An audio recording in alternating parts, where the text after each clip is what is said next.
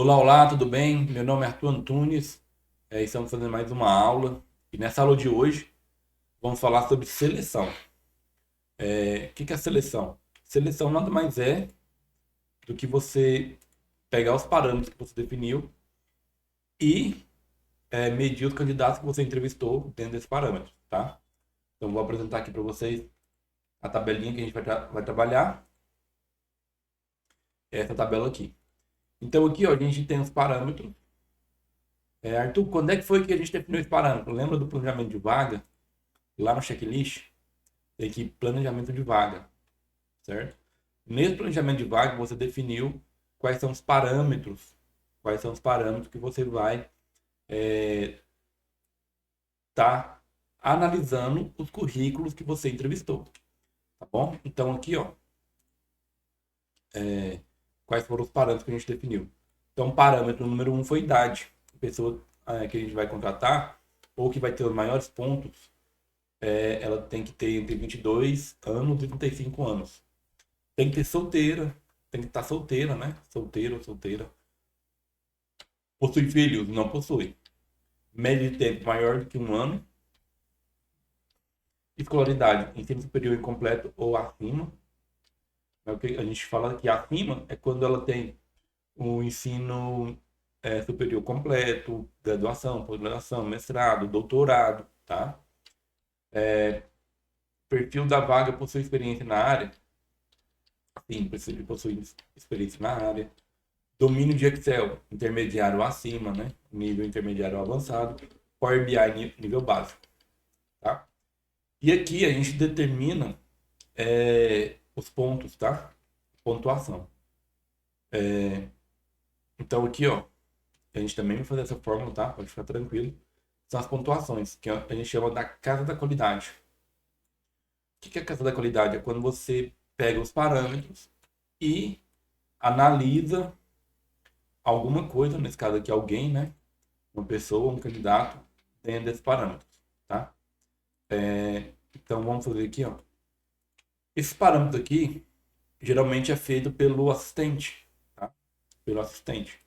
Então ele vem aqui e vai colocando o nome do candidato e as datas que você vai medir esse candidato.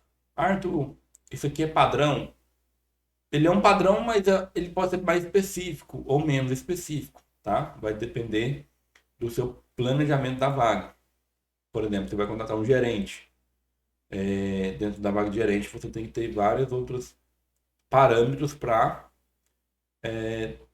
tá falando, tá tratando esse gerente dentro de uma análise. Por exemplo, você vai ter que fazer análise de personalidade, ele vai ter que ter experiência em liderança. Aí você pode definir até a quantidade de pessoas que você quer que ele já tenha experiência de liderar, até o tipo de pessoa, pessoa mais operacional, pessoa mais analítica, qual tipo de pessoa que você quer, tá bom? Então a gente vai pegar aqui o candidato, que tem 40 candidatos, uma simulação, né, de 40 candidatos. E no final dessa lição aqui, no final dessa aula de seleção, você vai entender, vai saber, na verdade, como que você vai classificar, tá? Então, no final da aula, você vai conseguir classificar cada candidato ou desclassificar mediante a sua análise, seus parâmetros, tá bom? Então, aqui, ó, candidato 13, idade de 25 anos. Então, eu preciso de uma pessoa que tenha entre 22 e 35 anos. Então, aqui ele já ganhou um ponto, né? Divorciado. Aqui, divorciado e solteiro é a mesma coisa, né? Porque ele tá solteiro, divorciado, é alguém que estava casado e agora tá solteiro, então ele tá solteiro. Possui filhos, sim. Então a vaga precisa de uma pessoa que não possui filhos.